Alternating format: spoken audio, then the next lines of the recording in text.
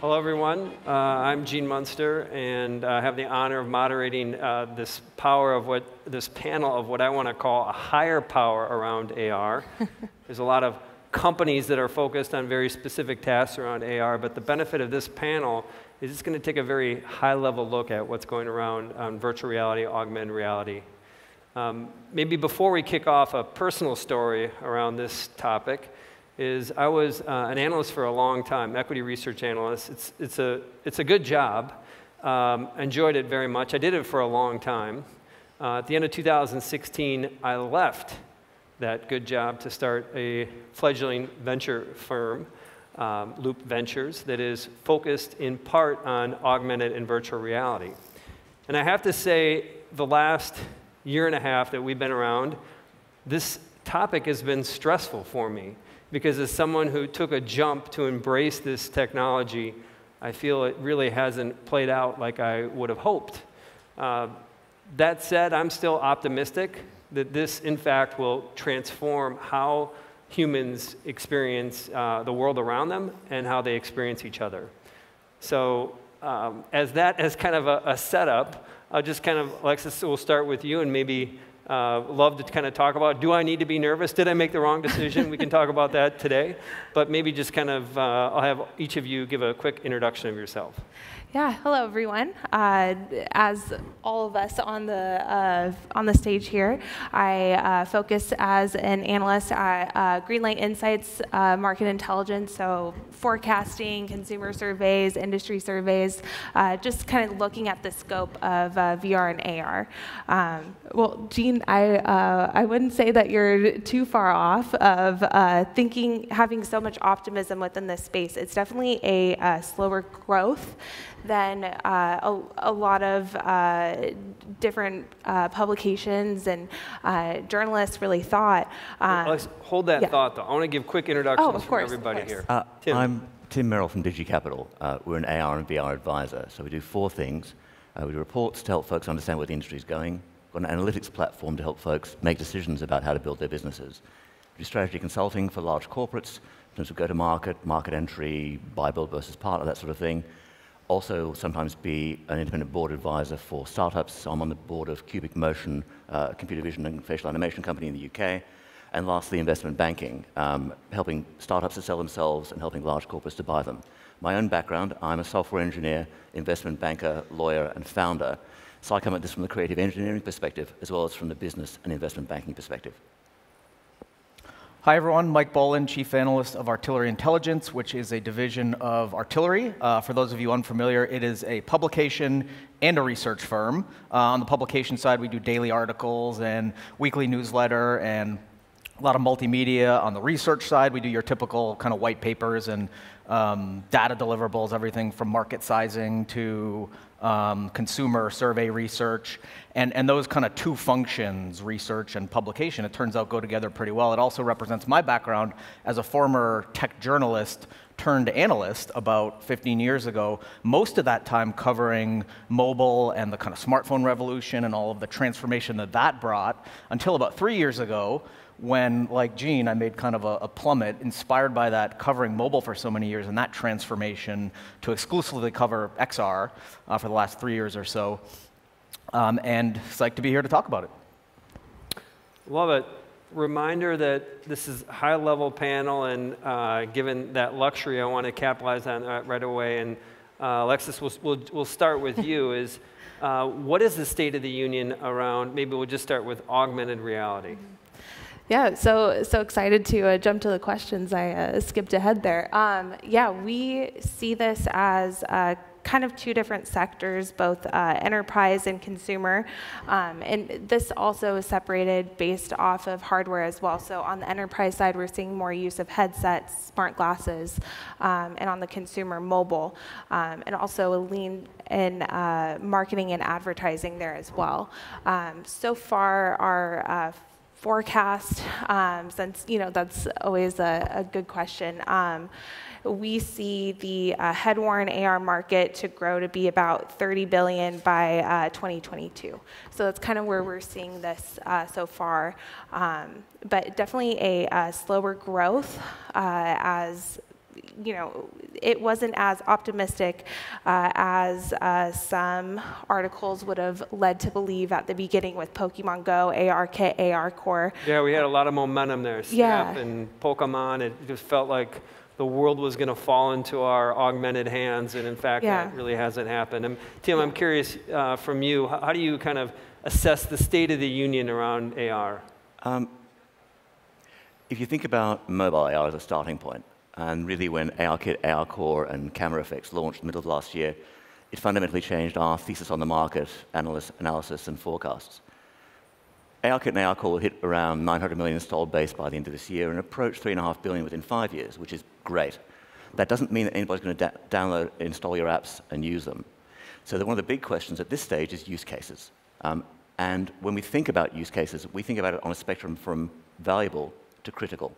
A valuable use case might be one where it's technically difficult to do, it's very cool, but it doesn't fundamentally transform the way that people actually do things, consumers, enterprises. Critical is something where it enables a user to do something they couldn't do in any other way, where it's a fundamentally unique use case being solved by AR in this case. The only one which we've seen, which we've been particularly knocked out by, was actually at Google I/O a couple of weeks ago. Actually, hands up, how many folks in the audience were also at Google I/O a couple of weeks ago? Okay, a few of us. If you're in the audience, you would have felt when a partner got up on stage and presented the Google Maps example, where we've all had the same problem. You come out at Embarcadero Station, Google Maps says, go south. You don't know where south is. Now, using computer vision with Lens, combining that with mobile AR, you look, it scans the environment, it points an arrow where you're supposed to go, your little fox that points you to where you're going. In the audience, there was a visceral response. You could feel this wave in the front section where folks were responding to it because we've all had the problem. That's a critical use case. And I think we're at the beginning of starting to discover those use cases. That's what's going to drive the numbers. The numbers themselves are irrelevant. It's the use cases, it's the business models that go with them. That's what's interesting. And so I think we're now at the beginning of what that could become. Do we even know what the numbers are? I mean, agree that at this point the numbers are irrelevant, but do we when we think of mainstream adoption as kind of 500 million users, how far are we away from Well, let's see. In terms of mobile AR specifically? Yeah. Well, again, you'll have installed base of 900 million. You've already had very high numbers with Pokemon Go, but Pokemon Go is actually not a good example of mobile AR because it's a very specific set of circumstances around it. With what Google's doing with Maps, I think that's the first of the critical use cases where you could start seeing that level of usage because it's incorporated in an everyday, mundane task. And actually, of all the different aspects, what we're most excited about is transforming what you're already doing. And that plays very much into the hands of the big players today. The platforms really have a lot of the cards to play, and they'll be transforming what's happening. With one last example from e-commerce, House has already shown 11 times sales uplift from using mobile AR versus their standard mobile app. In other words, you're 11 times more likely to buy that couch if you see it in your room. Now, in e-commerce, if you see a 5% uplift from a piece of technology, it's extraordinary. 11 times is completely unheard of. So I think, again, incorporated into part of what we're already doing, I think you'll see those numbers within the next 18 months. So just to kind of recap, it is around being able to do something that you weren't able to do before. That's really the power on the use case. And there's some examples. You gave the house example, Pokemon. I think the easy way of thinking about this is most of the mobile AR apps, in fact, many AR and VR apps you see are ports from other platforms, from games, from wherever. That's not really very interesting because you could use your existing phone for doing that sort of thing probably more cheaply, easier than using mobile AR. But where it's native, where it's doing something you couldn't do any other way, that example from Google, you couldn't do it any other way, not possible. That's the catalyst. Those are the sorts of things. The hardware piece, the technology, all very important, but those fundamental use cases, those critical use cases, is what we think will drive the market forward and get user adoption, where not just the fact that your phone can use ARKit, but something you use regularly. And again, the last piece I'd say with that is, if you know the mobile market really well, you know that frequency equates to money. You know, everybody in the audience would check their phone 50 to 100 times a day at least. If you're under 19, it's a lot higher. That equates to revenue. That's what drives revenue. So use cases, come back to user economics, come back to frequency, it's what's going to drive the market.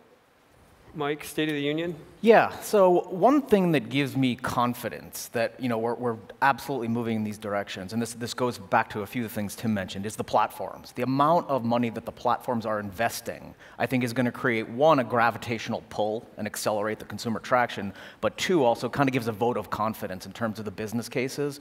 And I was looking at this the other day in terms of the question of why. I think it's important to ask why are these folks investing in this, and I think that starts to inform the how and the when. So The question of why, or the answer, is different for all kind of the 4 major platforms, if you consider Amazon, Google, Apple, and Facebook. And there's one common thread, though, which is they're all doing it to either protect or grow a core revenue stream. So Google, for example, similar to Tim's example, you have, obviously they are built on search. Visual search is their kind of rendition of AR and what they're driving through with VPS and Google Lens.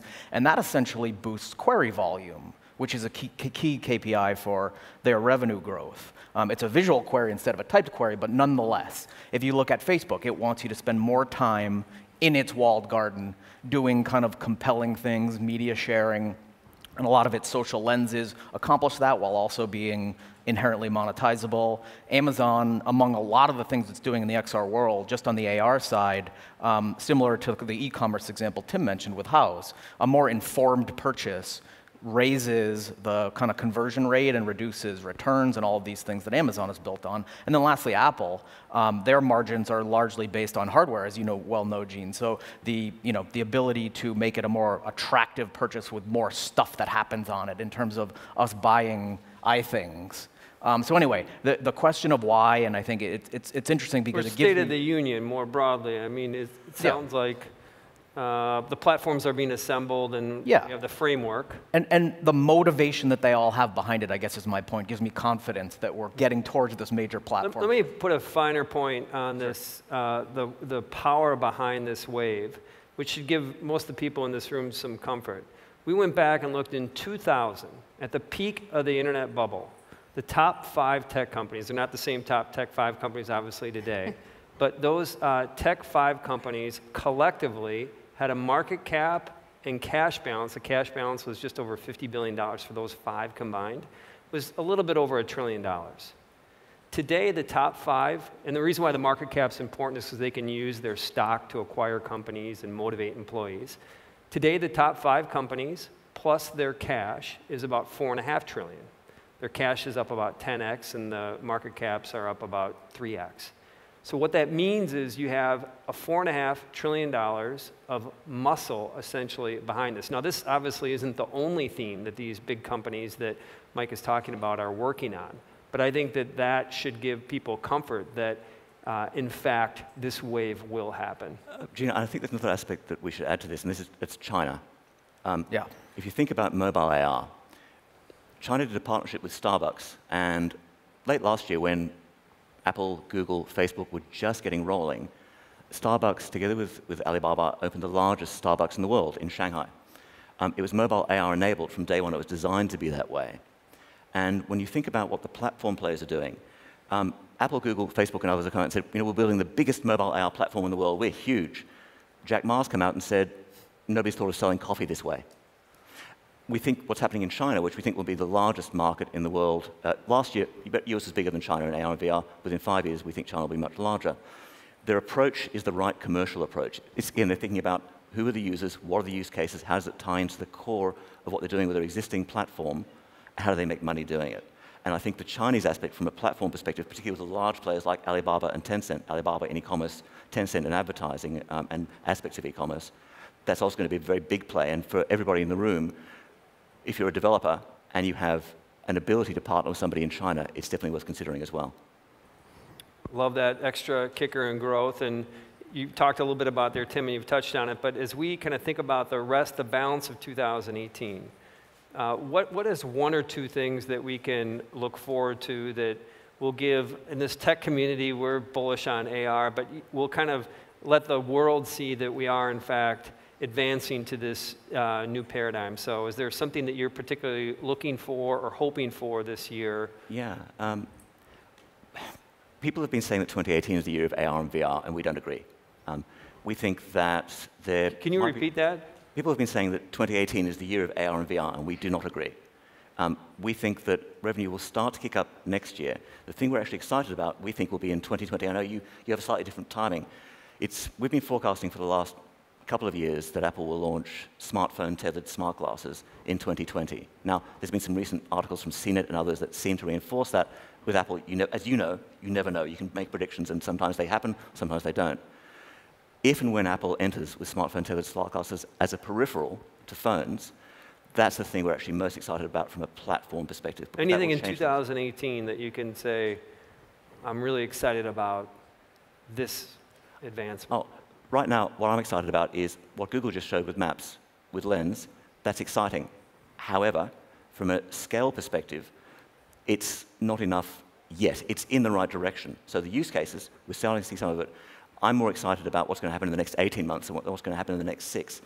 I think also we're going to see more unexpected things happening in the next 12 months. If you look at, again, go back a year to when ARKit, ARCore, and Camera Effects launched, I think it caught all of us a bit flat-footed. That sort of thing is going to keep on happening. I think there are 2 things in the remainder of the year that I'm looking out for in terms of milestones. One of them is holiday 2018 quarter to see if Oculus Go does what we all say it's going to do. In terms Has anybody of heard anything about how that, I mean, we're a few weeks into it right now, how that's going? Well, it has all the makings. I think it's too early to tell in terms of sales. It has all the makings of accelerating consumer AR hardware adoption in the way we all think, in terms of its price point, in terms of the content library that's already in place from Gear VR, in terms of the spec sheet. It's a great gateway drug to really kind of bring more users on. But the reason I say holiday 2018 is because it's at a giftable price point. And I think that's going to be a moment of truth, if it is indeed that like catalytic effect. And the second one is actually coming up next week, WWDC, where it's rumored that Apple is going to add multiplayer support through image persistence into ARKit, similar to what Google did at I/O with cloud anchors. And I think that's a kind of non-sexy... Can you talk a little bit why those two, for the Sure. people in here who don't understand the significance of those two elements, why they're Yeah. the use case, what actually those two will enable? Yeah, so it's kind of one of the non-sexy back-end plumbing types of pieces of functionality, and it's a key to the AR cloud. But essentially, image persistence is what's needed to unlock synchronous multiplayer AR, as opposed to something like Snapchat lenses, which is asynchronous. So I augment some form of recorded media, like a selfie, then share it over a network, and then it's consumed at a different time or place by a friend or by a network. What synchronous AR will bring to the picture is more of a network effect where people can play together. And I think that's going to help the medium grow inherently just based on network effect. And the reason why is you have some virtual object that yes, like you and I can see the same thing on this stage if we both point our phones at it. And I think that's just the back end. The front end magic will happen with developers get creative with that and start to build different kinds of games that people can all play together. And I think that unlocks a lot of compelling functionality, but then also kind of network effect and growth. And with the combination of cloud anchors for our AR car, which is actually... use cases on, the gaming is a very obvious use case Sure. around that. Yeah. What about other use cases beyond gaming that asynchronous virtual objects or multiplayer? So I think social and dating, picture walking into a room and being able to see a bubble floating over someone's head that's their current status update, or different types of social status sharing, that kind of thing. Very cool. I just jump in for a second with the AR cloud piece, which I think I agree with Ori and everybody else that it is a fundamental technology. We held our reality network, which Gene was at last night, and we had one of the guys from Niantic who was talking about AR cloud. And one of the things that we've been talking about with a lot of the AR cloud players is, how's that going to monetize? Of course, it's incredibly important. It's going to underpin everything. But how are you actually going to make money from it? And I think in terms of use cases, I would agree with Mike that there's a lot of interesting stuff in a range of different sectors. There are probably a good 10, 15 sectors of slices within the industry where it will grow. I think the question is, again, where are they frills, whether it be having a bubble over somebody's head, is that transformative or is it a cool feature? And where they're actually going to be a fundamentally critical use case. I think that's the open question as to how AR cloud will be used and how it will monetize.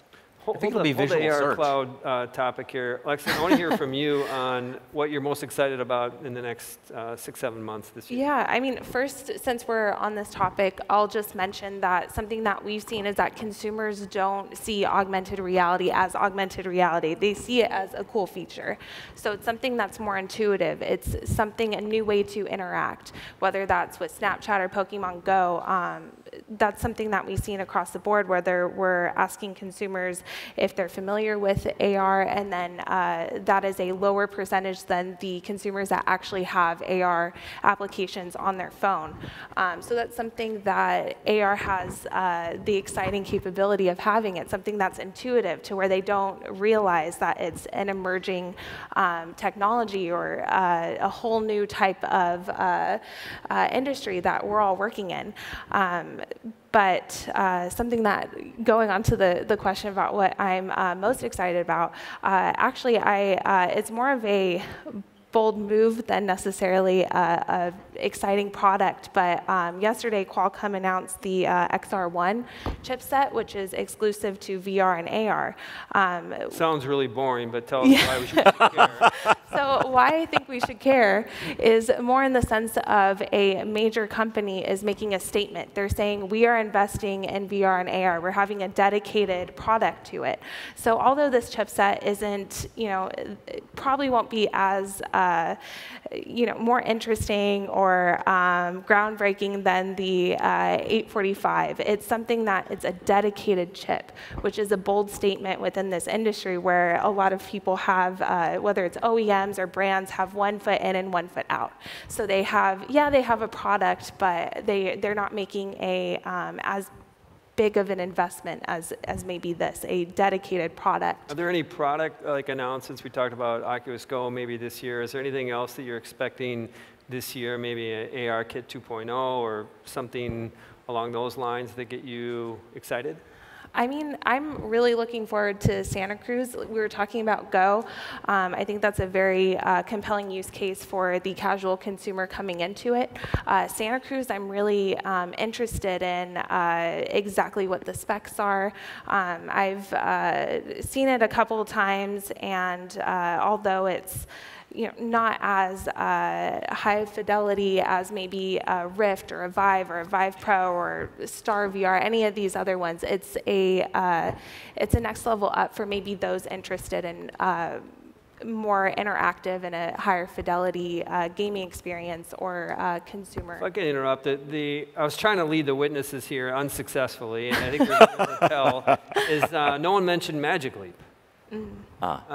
This year, and I guess rewinding a year ago, that was kind of one of the companies that I thought really was going to be transformative in the space, and maybe we can talk a minute on Magic Leap specifically, and Tim, we'll start with you. Is it real? Is there going to be some movement around that this year? I'll approach this from an engineering perspective first and then come back to the business side.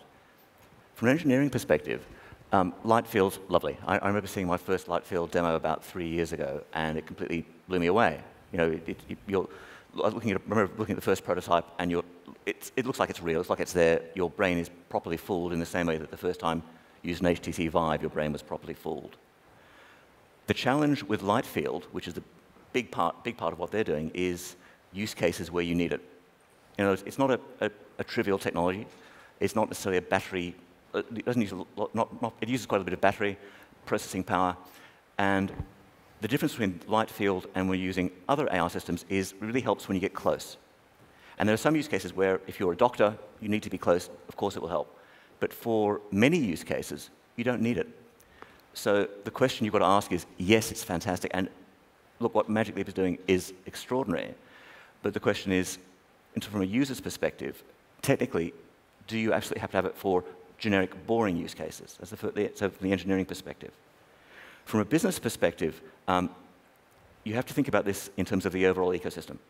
It's why we've thought, and I know you're a bit of a fan of Apple as well, we thought that they're in the catbird seat in terms of owning the premium end of the market, because they have that fully verticalized ecosystem from hardware, all the way through the stack, from hardware through software, through app stores, developers, amazing brand.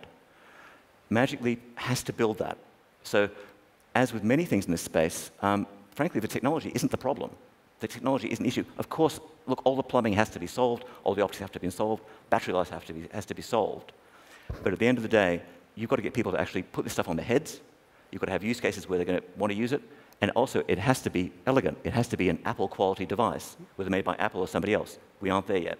Mike, do you think Magic Leap's going to be a moment in AR in 2018? I don't think in 2018. I think it faces a few challenges. I agree with the light field technology, the convergence accommodation, up-close items. It's very compelling. I think one of their primary target markets, though, is consumers, which is going to be a tough hill for them to climb in terms of the software. I think the software will do what it does well. I think it's more of a hardware challenge. In terms of getting the device small and sleek enough, getting the price down. I think that one of their challenges, too, is a marketing challenge. What's the supposed price? I forget what.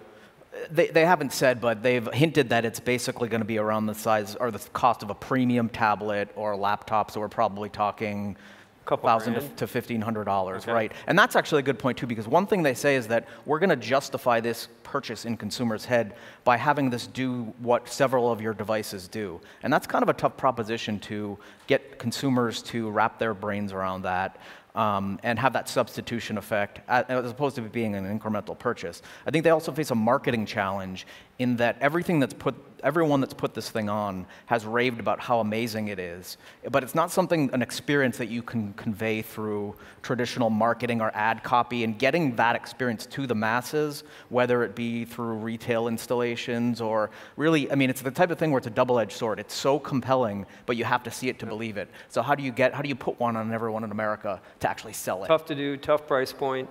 I'd be curious just to go down the line here, Alexis, starting with you. Where is Magic Leap in 5 years?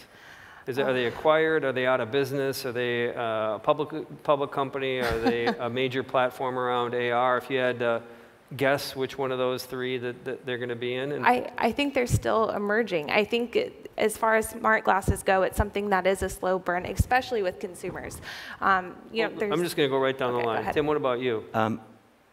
I think they're an extremely strong niche player on version 3 or version 4, but I think Apple owns the market. A strong niche player. Yes. Okay. I think they'll have to find a niche either vertically within consumer markets or shift over to enterprise, because I agree with Tim that Apple will destroy them at what Apple does best, which is consumer hardware. My bet's they're acquired. One of the big tech companies buys them for $5 to $10 billion. I don't know if that's a takeover, but want to shift and talk a little bit. One thing we haven't talked a lot about here, and just in terms of time, we've got just over 10 minutes left, so I'd like to kind of move quickly.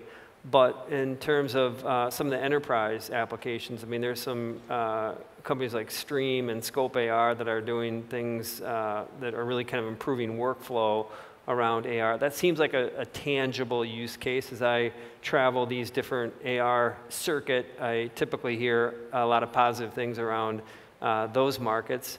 What are some compelling things that you're seeing kind of in the enterprise side, the enterprise use cases, the work use cases around AR today?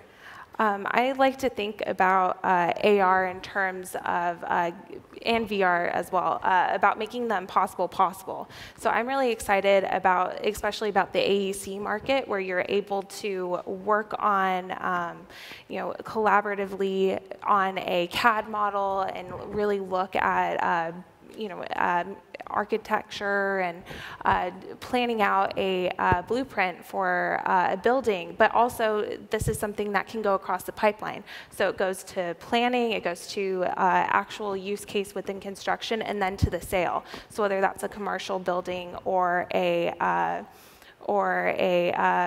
that a consumer would get when they're buying a home, and that's across both VR and AR. So that's something that what they're talking about in AEC is creating a digital twin.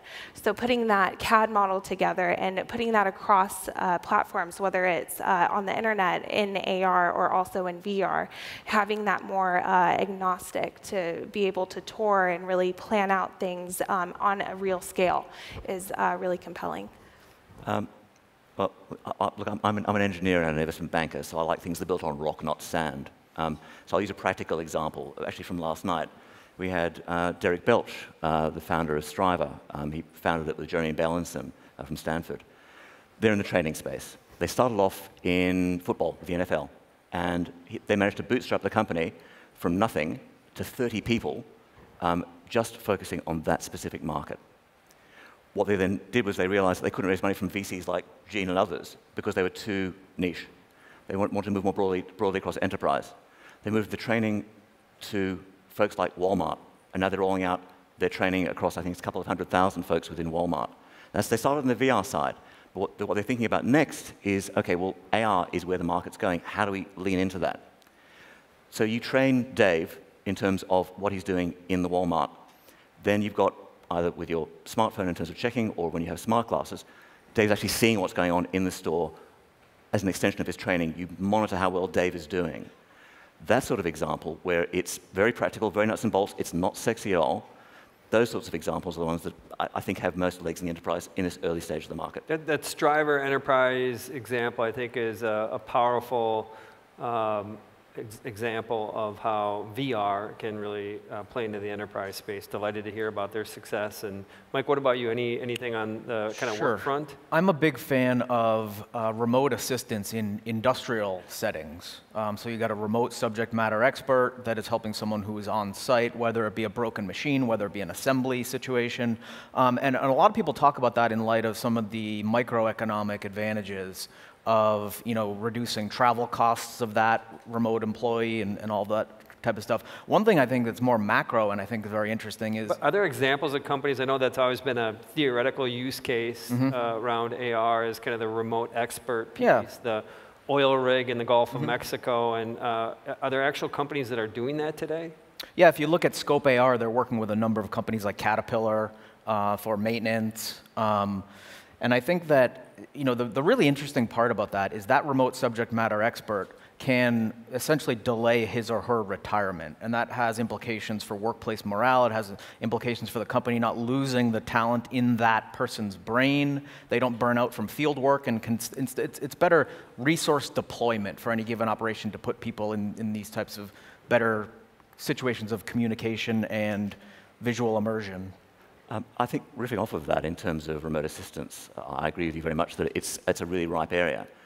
There's sort of area where I think you're going to see more of the practical applications early on of things like what Vuforia is doing with chalk, where, I'll give you an example. My wife, her mother is in her 80s. She's on a different continent. And trying to help her through using a remote for her TV is really hard. If you can show that to her and she can see what it looks like and you can draw a circle around it, it's, again, a very mundane use case. But that sort of thing for remote assistance, I think, is particularly powerful, and particularly when you think about the way that what's happening with the demographics on the worldwide scale in terms of folks aging and needing more assistance.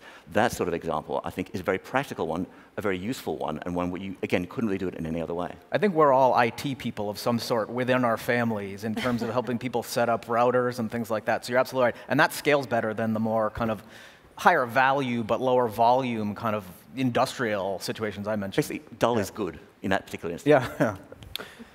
I want to shift gears and talk about the AR cloud. And this is a subject that is of particular interest to me because I think that I get focused on what the applications are, what the hardware looks like, and that's stuff that's really tangible. But then you have this kind of a little bit more abstract concept of AR cloud. There's huge ramifications to it. Do any of you want to take a stab at giving everyone a 1-minute crash course on the significance of AR cloud? I'll take a stab at answering Tim's earlier question, which I think also answers your question, in terms of where the actual monetizable use cases are.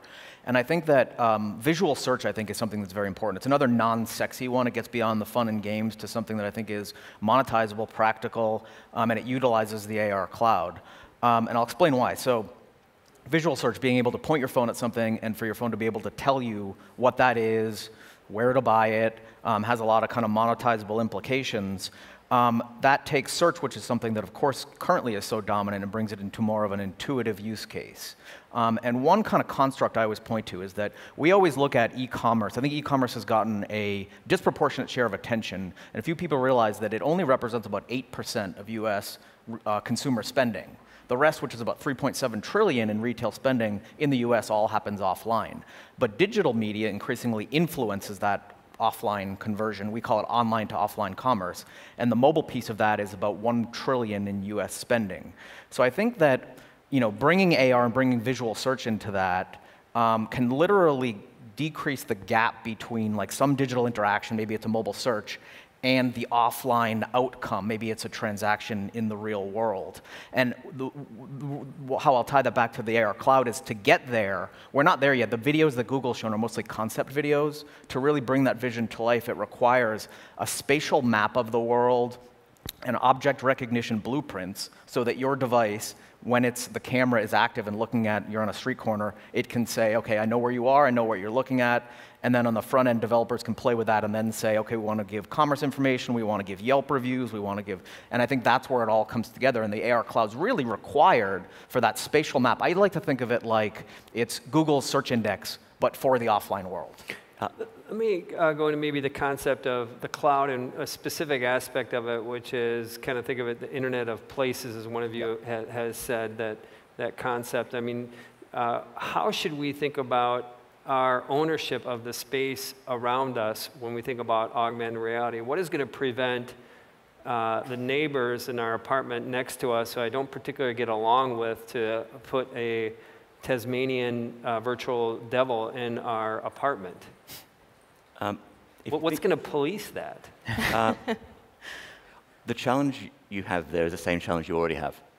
In terms of data, there's already a vast amount of data out there. It's in your pocket every day. In many cases, it knows where you are every day. When we checked in today, we went up to the speaker's check-in, and it recognized my face, which is wonderful in terms of efficiency. It didn't recognize me. Who's responsible for this? You know, another horrible use case of this. I hate to go down this darker path here, but is cyberbullying, to put the kick me.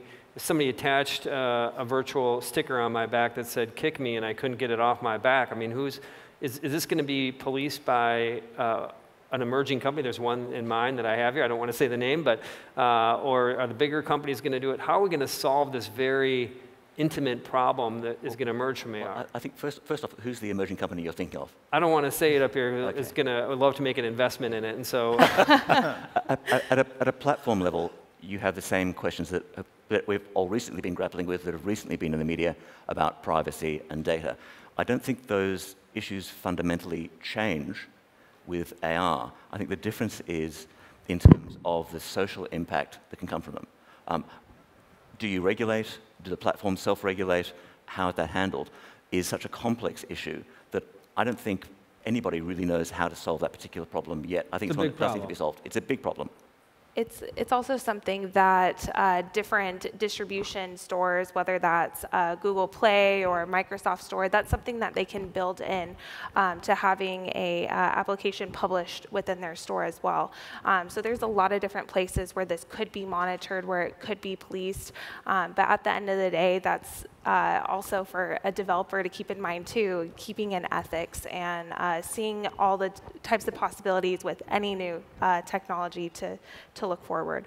So a quick point on that. Last year, there was a class action lawsuit against Niantic, basically charging that it was basically property damage, and a bunch of property owners got together, a lawyer wrangled them up to sue Niantic for a form of digital trespassing, for basically incentivizing people to kind of traipse through lawns and all this kind of thing. And it didn't get thrown out. I think the case is still going, which proves that might have some legs, but I think a lot of this is going to come down to case law that kind of sets precedent, because it's such a new thing as we go on in terms of who owns these assets, where there's rights infringement, and I think there's no answer yet. We do need to wrap up here, but I want to kind of put it together from my perspective. First, thank you. I learned a ton today, and look forward to doing this again. Second is, when we put AR, there's a lot of exciting aspects of the technology and how it can change the experiences that humans have with one another. But this isn't just a developer question. It's not just a hardware question. There's also the cloud aspect. There's legality around it. I think what I'm leaving here today is I'm still a little bit nervous about the big jump that I made and kind of seeing traction over the next year or two. But I think that eventually these very hard problems are going to get solved, and we're going to look back and say, how do we ever, as Tim Cook said, we're going to look back and marvel at AR. So on that note, I appreciate the time from the panel, and I'll turn it over to the next panel. Thank you. Thank you.